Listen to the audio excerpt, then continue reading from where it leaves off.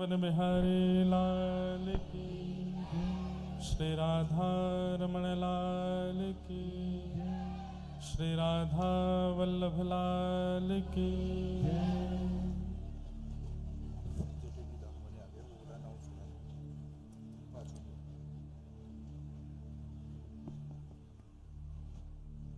श्रीमद् भागवत महापुराण की जय। श्री सुखदेव जी महाराज की, श्री परीक्षित जी महाराज की जय। अनंत बलवंत श्री हनुमान जी महाराज की, गिरिराज धरण की जय।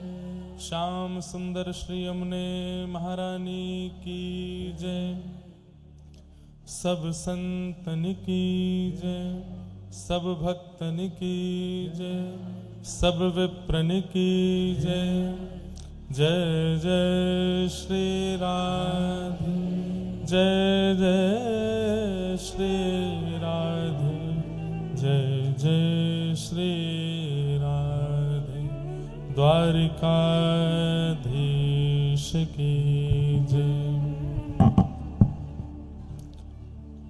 परम मंगल में परात प्रखलेश्वर अकारण करुणा वृणालय भक्तवांछा कल्पतरु तड़िद्वित विनिंदित पीतांबरधारी श्री बालकृष्ण लाल की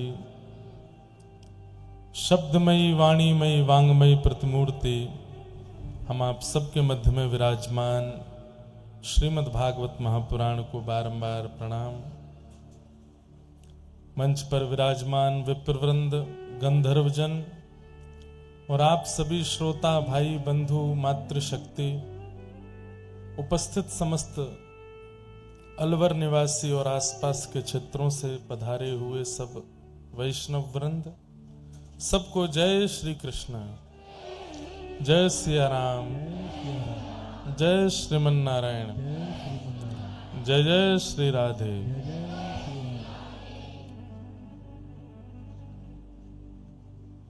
ठाकुर जी की बड़ी महती कृपा से हम आप सब लोग अलवर राजस्थान के पावन प्रांगण में भागवती वार्ता श्रवण कर रहे हैं, जिसका आज तृतीय दिवस यहां प्रारंभ है। हमारे शास्त्र आज्ञा करते हैं और आचार्य जन भी ऐसा कहते हैं,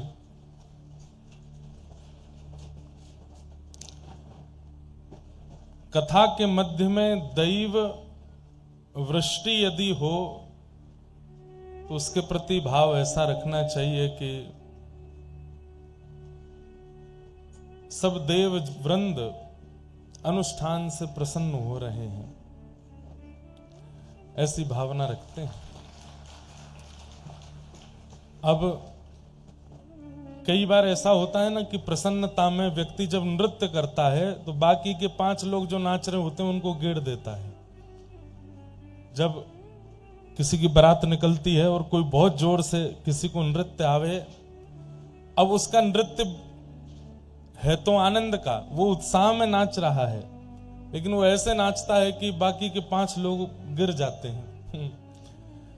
तो कई बार हमारे उत्सव, हमारी प्रक्रिया से जब ठाकुर जी बड़े प्रसन्न होते हैं तो देवताओं से कहते हैं नृत्य करो, और देवताओं का नृत्य कभी कभी ऐसा होता है कि 2-4 लोग गिर जाते हैं।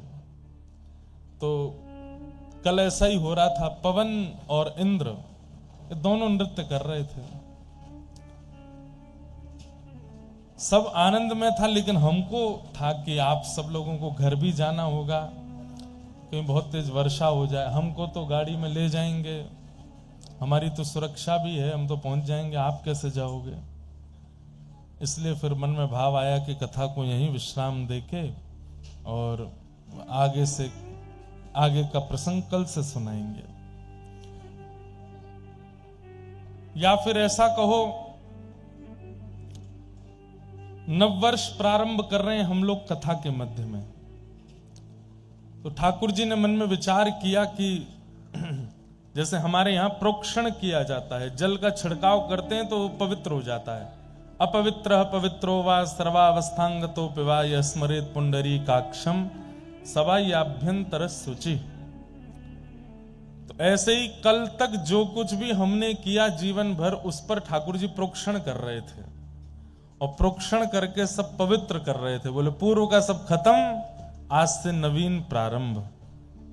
तो आज नववर्ष है, हम समस्त सनातनियों का, समस्त हिंदुओं का आज नववर्ष है।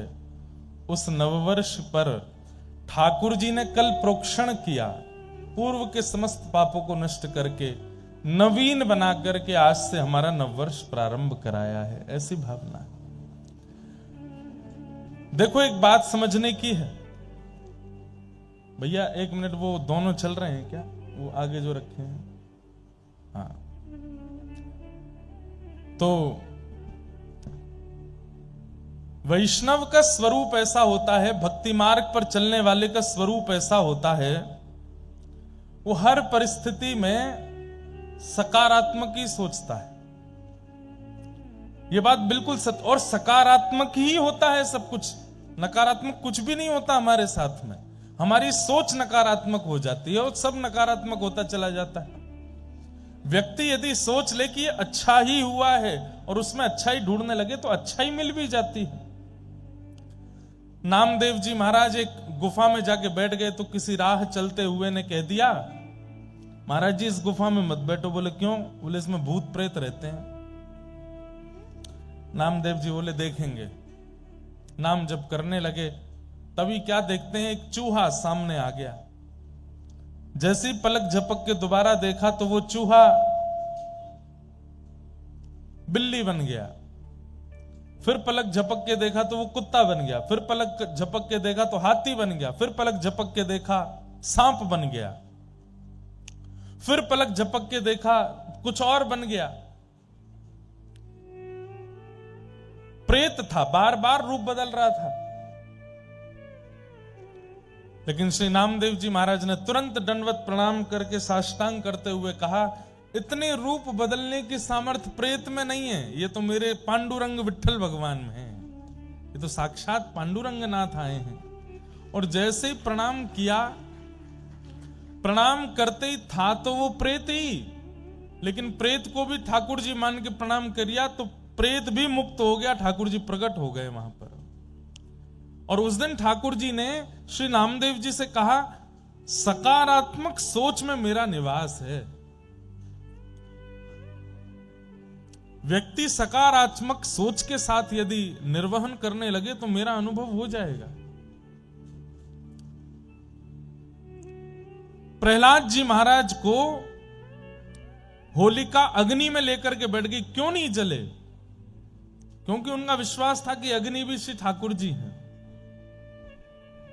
प्रहलाद जी महाराज को पर्वत से घेर दिया, बोले पर्वत भी श्री ठाकुर जी हैं। सर्पों के बीच में छोड़ दिया, बोले आप में भी ठाकुर जी हैं। सब जगह ठाकुर जी का भाव नहीं, पूर्ण विश्वास रखते थे और उस भावना से ठाकुर जी सब जगह रक्षा करते थे। हमारे आपके अंदर वस्तु के प्रति भय इस बात को प्रमाणित करता है कि हम ये मानते नहीं है कि इसमें ठाकुर जी हैं, और फिर उससे मिलने वाली हानि हमको होती है। विश्वास तो भक्त का स्वरूप होता है, वो हर परिस्थिति में सकारात्मक सोचता है। हवा चली, व बारिश आई, कुछ हुआ, सब चीज में सकारात्मक। हमारे पूज्य पिताजी महाराज कथाओं में ये तो होता है, साल भर की 2-4 कथाओं में तो होता ही है, आंधी आएगा, तूफान आएगा, पंडाल। अब तो ठीक ठाक कथाएं होने लगी। हमने ऐसी भी कथाएं की हैं। एक जगह कथा हुई थी, पंडाल उड़ गया, एसी उड़ गए, सोफा उड़ गए, श्रोता सब भाग गए, भागवत जी रह गई और हम रह गए। हमको फिर ले गए गाड़ी में बैठा के, व्यास मंच पे पूरे पर त्रिपाल बांध दिया। यजमान जी का फोन आया, महाराज जी क्या करें? मैंने कहा अब कथा तो होगी, शुरू हो गई है, अब विश्राम नहीं हो सकती।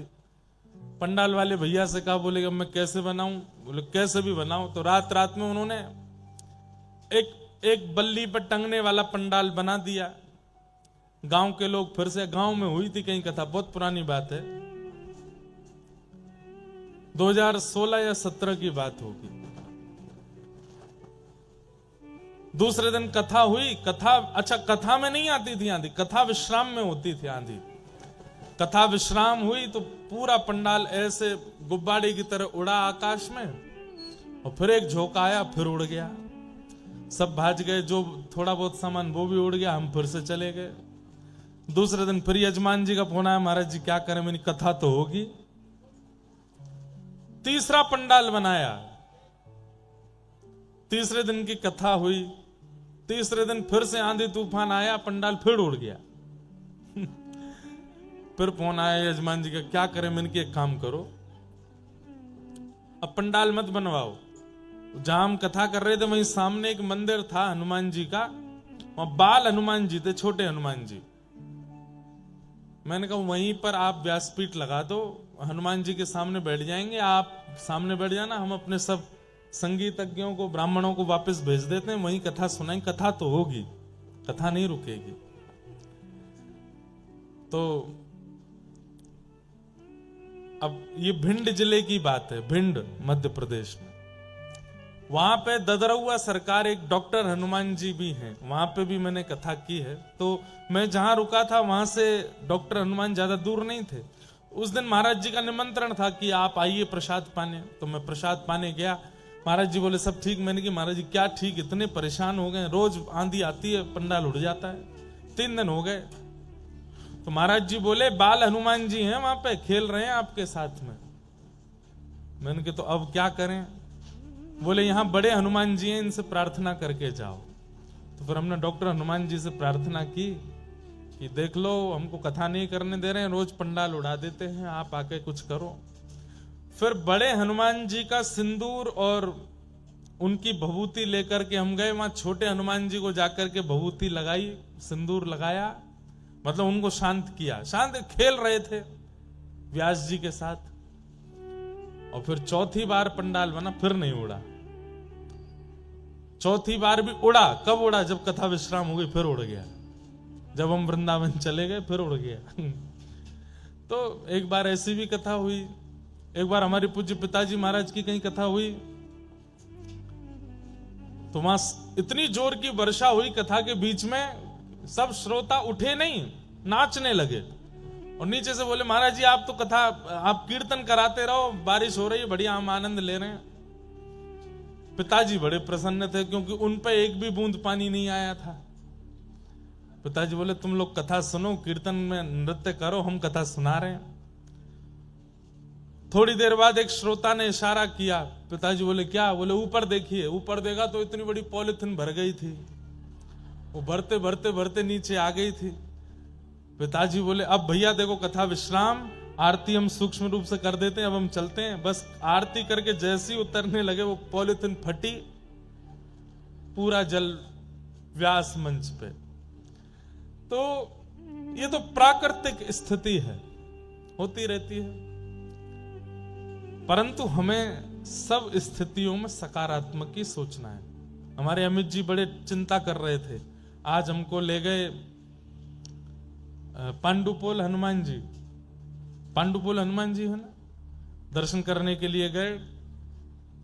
वहां हनुमान जी का दर्शन करके लौटे, मौसम तो हो रहा था, धीरे धीरे वर्षा होने लगी। हमसे बोले महाराज जी आप संभालो, कुछ करो। फिर आप बोले कि कल रात्रि में कुछ वैष्णव कह रहे थे, बालक कह रहे थे महाराज जी गिरधर लाल जी को लेकर के नहीं आए अलवर, इसलिए इंद्र वर्षा कर रहा है, क्योंकि गिरिराज उठाने वाले आए ही नहीं हैं, वो आएंगे तो ही वर्षा रुकेगी। मैंने कहा भैया लाल जी से अगर अब भी इंद्र नहीं मानेंगे तो लाल जी से यहीं से पर्ची डाल के पूछ लेंगे आना है कि नहीं। अगर लाल जी ने पर्ची में हाँ बोल दिया तो बुला लेंगे एक दिन के लिए, कौन सा दूर है वृंदावन यहां से, एक दिन के लिए लाल जी आ जाएंगे। लेकिन हमें सकारात्मक रहना है, प्रेम से रहिए, प्रसन्न रहिए, खूब आनंद से कथा श्रवण कीजिए। आज हमारे कथा के मध्य में श्री जटेरी धाम के पूज्य महाराज जी आएंगे, थोड़ी बहुत देर में आने वाले हैं। उनका मंगल में दर्शन होगा। लगभग 1 महीना पूर्व, कुछ दिन पूर्व जटेरी धाम में कथा हुई थी। वहां श्री हसन बिहारी लाल, श्री राधा रसिक बिहारी लाल सुंदर विराजमान है। उनका मधुर दर्शन सबको होता है। बड़ा आनंद आया वहां कथा सुनाने में। यहां से लगभग 1-1.25 घंटा, 1.5 घंटे की दूरी पर होगा। बहुत सुंदर स्थान है। डीग के पास में जटेरी गुप्त वृंदावन है। अधिकतर लोगों को वहां का दर्शन नहीं हुआ। कथा के बाद वहां लोग बाग अब पहचान गए तो जाते हैं, लेकिन अत्यंत गोपनीय स्थान है। राजस्थान की सीमा में ही आता है। बहुत सुंदर है। आप लोगों को भी अवसर मिले तो एक बार वृंदावन, बरसाना, गोवर्धन जाने से पूर्व जटेरी प्रणाम करते हुए चले जाना। बहुत सुंदर स्थान है। तो वहां के आज पूज्य महाराज जी भी आएंगे। कल 20 तारीख है। कल कथा में नंदोत्सव, जन्मोत्सव होगा ठाकुर जी का। और कल हमारे पूज्य पिताजी महाराज पूज्य गुरुदेव भगवान भी कथा में आएंगे। सब रसिक जन, संत जनों का आगमन कथा में यहां हो रहा है। अब तो दिन ब दिन कथा में रस बढ़ता जाएगा। आप सब लोग उसका खूब आनंद लीजिए, खूब सुख लीजिए। आज से नवरात्रि प्रारंभ हुई है। नवरात्रि के विषय में हम थोड़ी सी आपको जानकारी और कुछ नियम बता दें। उनका आप लोग ध्यान रख करके अगर पालन करेंगे तो संभवतः यह नवरात्रि बहुत लाभकारी होगी। हम सब कृष्ण भक्त हैं। अधिकतर यहां पर वैष्णव बैठे हैं। तो फिर ऐसा क्या करें कि शक्ति से हमारा मतलब, शक्ति मतलब दुर्गा, शक्ति से हमारी कृष्ण भक्ति बढ़े। उसके लिए क्या प्रयास करें? तो एक बात याद रखिएगा,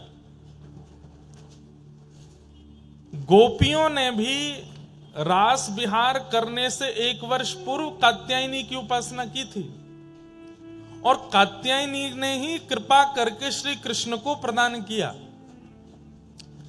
सीता जी ने भी राम विवाह से पूर्व देवी उपासना की और देवी को प्रणाम करने के पश्चात फलस्वरूप राम जी मिले। रुक्मणी जी ने भी कृष्ण विवाह से पूर्व शक्ति को प्रणाम किया और शक्ति की कृपा से ही श्री कृष्ण प्राप्त हुए। इससे यह बात सिद्ध होती है कि कृष्ण प्राप्ति जिन्हें भी करनी है उन्हें पूर्व प्रणाम शक्ति को करना पड़ेगा, देवी को करना पड़ेगा। तो चाहे मैं हूं, चाहे आप हूं, चाहे यहां विराजमान सब हैं, पंचदेव आपके जीवन में होने चाहिए। पहले सूर्य, उनको प्रणाम करो नित्य। बहुत छोटे छोटे से नियम हैं। रोज सुबह उठते ही, स्नान करते ही कुछ मत करिए, बस हाथ जोड़ करके सूर्य प्रणाम। वैसे तो सूर्य को अर्घ बहुत प्रिय है। अगर हो सके तो तुरंत अक्षत चावल और कुछ रोली मिला करके थोड़ा सुगंधित जल करके सूर्य नारायण भगवान को अर्घ प्रदान करो। इतना भी समय नहीं, सामान्य जल से अर्घ प्रदान करो। और अर्घ भी नहीं दे सकते तो कम से कम सूर्य नारायण भगवान की ओर देख करके प्रणाम करो, दंडवत कर लो रोज। सूर्य प्रणाम। दूसरा, गणपति प्रणाम। श्री गणेश जी को प्रणाम करो। मंदिर दिख जाए तो बहुत अच्छी बात, नहीं दिखता है तो नेत्र बंद करके गणेश जी का स्मरण करके प्रणाम कर लो। तीसरा, शिव प्रणाम, महादेव को प्रणाम करो। चौथा, नारायण को प्रणाम करो, शंख चक्र गदा पद्मधारी श्रीमन नारायण। और पांचवा, शक्ति को प्रणाम करो, दुर्गा को प्रणाम करो। ये 5 प्रणाम रोज करने वाले व्यक्ति का कभी अनित नहीं हो सकता। ये 5 प्रणाम नित्य करने चाहिए। जय हो। श्यामा प्यारी कुंज बिहारी, जय जय श्री हरिदास दुलारी।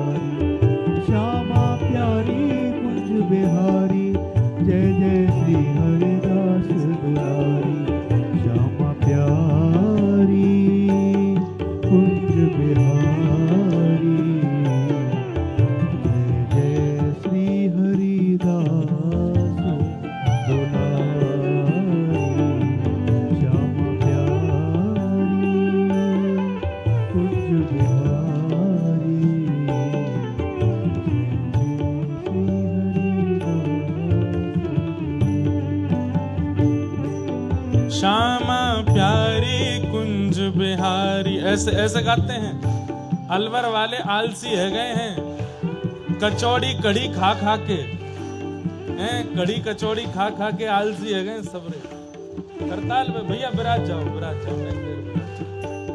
श्यामा प्यारी कुंज बिहारी, जय जय श्री हरिदास दुलारी। श्यामा प्यारी कुंज बिहारी, जय जय श्री हरिदास दुलारी। ओ श्यामा प्यारी कुंज बिहारी, जय जय श्री हरिदास दुलारी। श्यामा प्यारी कुंज बिहारी, जय जय श्री हरिदास दुलारी। ओ श्यामा प्यारी कुंज बिहारी, जय जय श्री हरिदास दुलारी।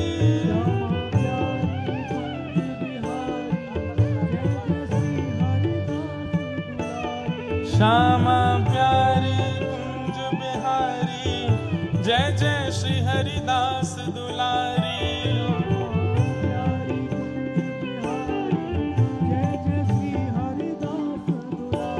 श्यामा प्यारी कुंज बिहारी, जय जय श्री हरिदास दुलारी।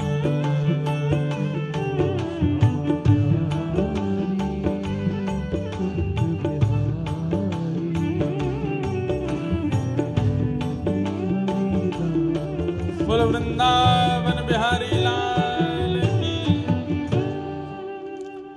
कुछ दिन पूर्व जिस रस का प्रवाह आपके पास के क्षेत्र में चल रहा था, ऐसे श्री जटेरी धाम के पूज्य महाराज जी हम आप सबके मध्य में आज पधारे हैं। सब अलवर वासियों की ओर से पूज्य महाराज जी को बारंबार प्रणाम, और आप सब भी करतल ध्वनि के साथ महाराज जी को प्रणाम कर लो। अद्भुत कृपा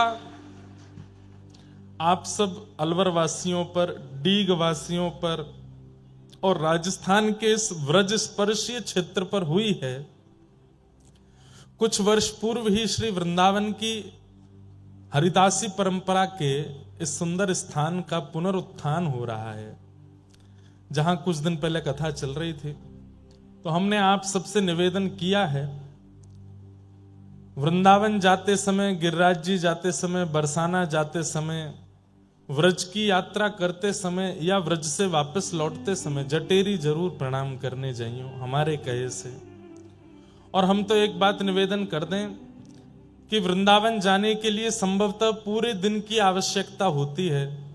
आप लोगों को तो पूरा दिन ही चाहिए, सुबह जल्दी जल्दी जाओगे, दर्शन वर्शन करके फिर रात तक आ पाओगे। पूरे दिन का अवकाश यदि नहीं है, 2-4 घंटे का ही अवकाश है, तो आपके लिए वृंदावन जटेरी में प्रकट है। आप वहीं चले जाओ, वहां जाकर के सुख ले आओ।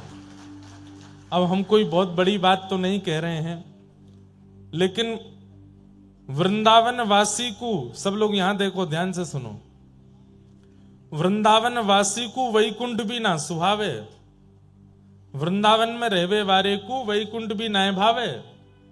लेकिन ऐसे वृंदावन वासीन को भी अगर कोई स्थान भा रहे है तो समझो वह जगह पे अप्रकट रूप से वृंदावन सूक्ष्म रूप से प्रकट है चुको है। हम जटेरी कथा करके गए, वह के बाद कितने दिन तक मन ही नहीं लगो कहीं भी, कितने दिन तक मन ही नहीं लगा कहीं भी।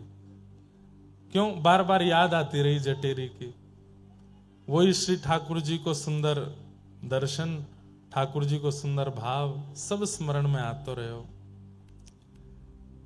यहां पर भी जिस दिन आ रहे थे तो डीग से जब ऐसे मुड़े तो हमने अपने वाहन चालक भैया से कही, मैंने सीधे नहीं जाएंगे? बोले सीधे रास्ता नहीं है हमारे जी, यहाँ है के। मैंने कि सीधे चलते तो नेक जटेरी बाहर से प्रणाम करके निकल जाते, लेकिन या तो लौटते समय या बीच में कोई अवसर मिलेगा तो मैं चुपचाप करे आऊंगा प्रणाम। बहुत अद्भुत स्थान है, आप सब लोग भी निश्चित जाइएगा। तो मैं जो निवेदन कर रहा था वो बात आप बहुत ध्यान से सुनिए। पंच प्रणाम, सबसे पहला सूर्य को, गणपति को, शिव को, नारायण को और शक्ति को, ये पंच प्रणाम नित्य किया कीजिए सुबह उठ करके।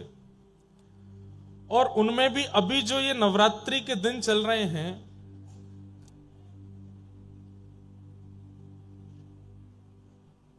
तीन 365 दिन में भजन करके, भक्ति करके, साधन करके, नियम करके जिस भाव को आप प्राप्त नहीं कर पाते हैं, वो इन विशेष रात्रियों में प्राप्त हो जाते हैं।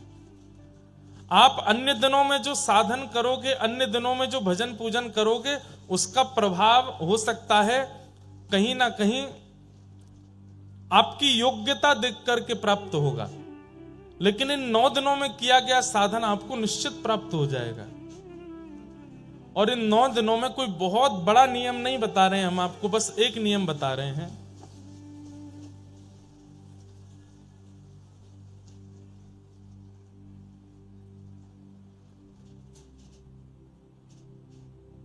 जय जय गिरिवर राज किशोरी, जय महेश मुख चंद्र चकोरी, जय गजवदन षडानन माता, जगत जननी दामिनी युति गाता।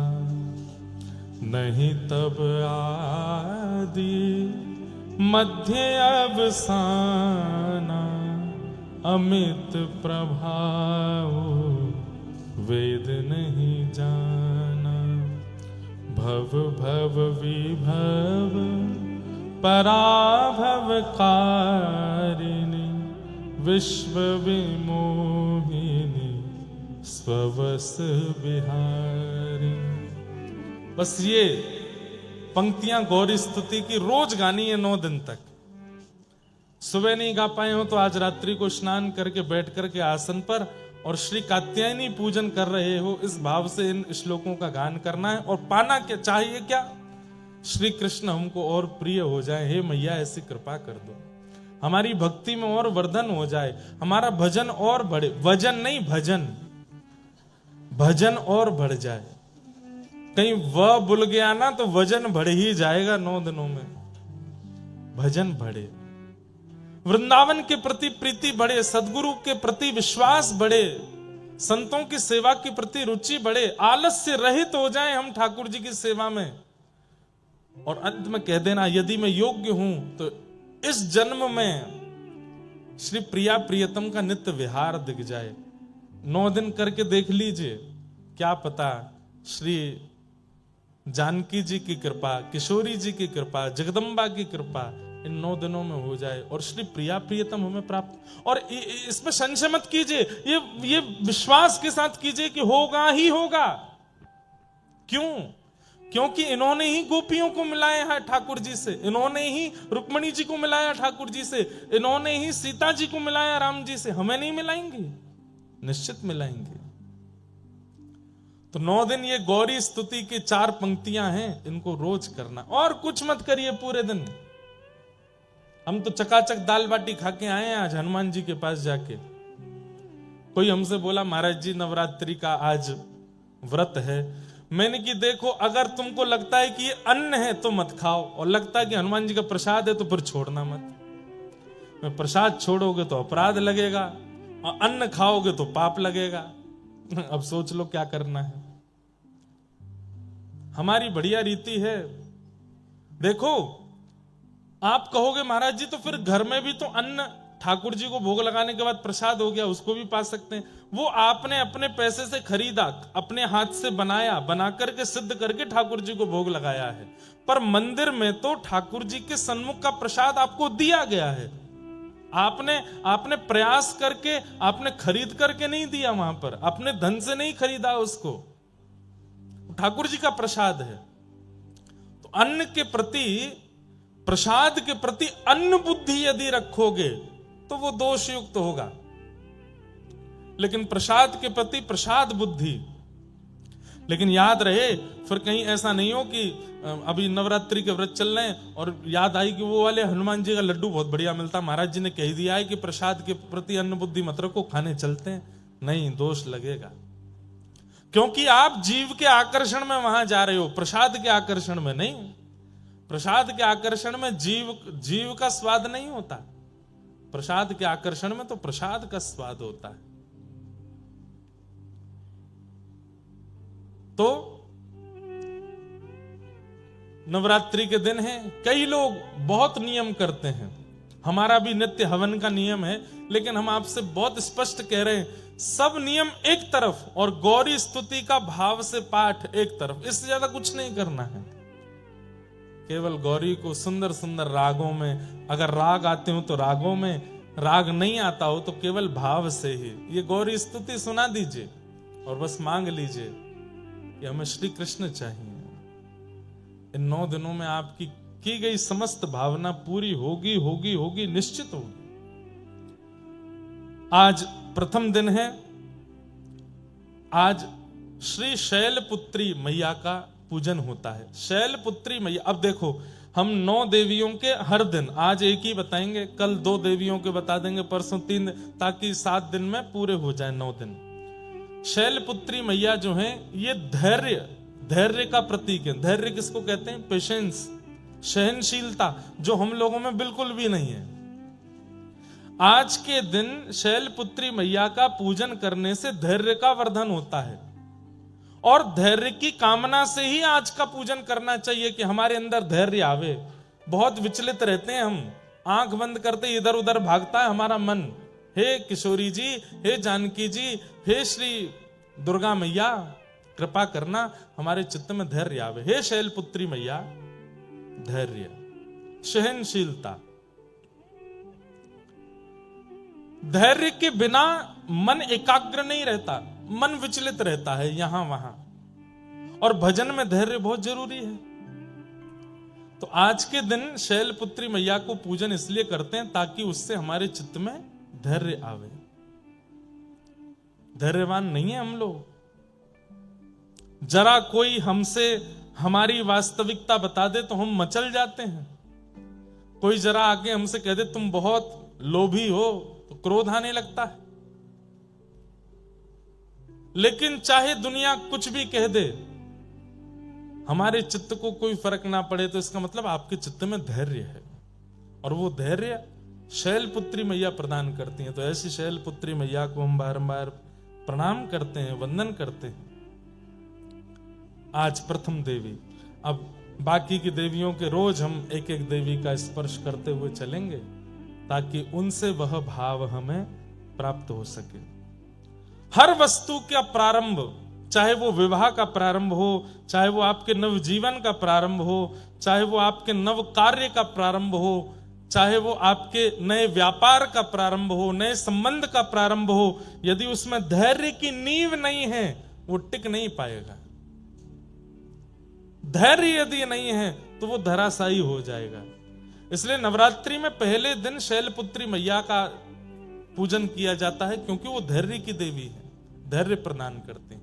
तो आज की मैया से हम प्रार्थना करें कि आप हमें धैर्य प्रदान करो, हमारे चित्त में स्थिरता आवे, धैर्य आवे, पेशेंस आवे।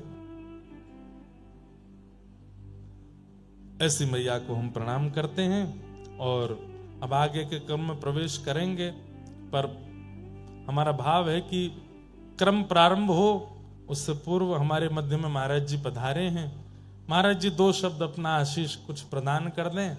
थोड़ा जटेरी धाम के बारे में आप सबन को, और वैसे तो सब जानते ही हैं, न को और आपको अवगत करा दें। फिर आज के क्रम में हम लोग, कल नरसिंह मेहता जी का प्रसंग अधूरा रह गया था, वहीं से शुरू करेंगे, ठीक है। बोलो वृंदावन बिहारी लाल की जय, श्री राधा रमण लाल की जय, श्री राधा वल्लभ लाल की जय, जय श्री राम।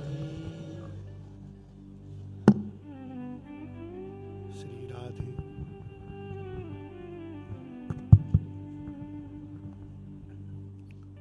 श्रीमन्नित्य निकुंज विहारिणे नमः। श्री स्वामी हरिदासो विजयते तराम। वंदे श्री हरिदास पाद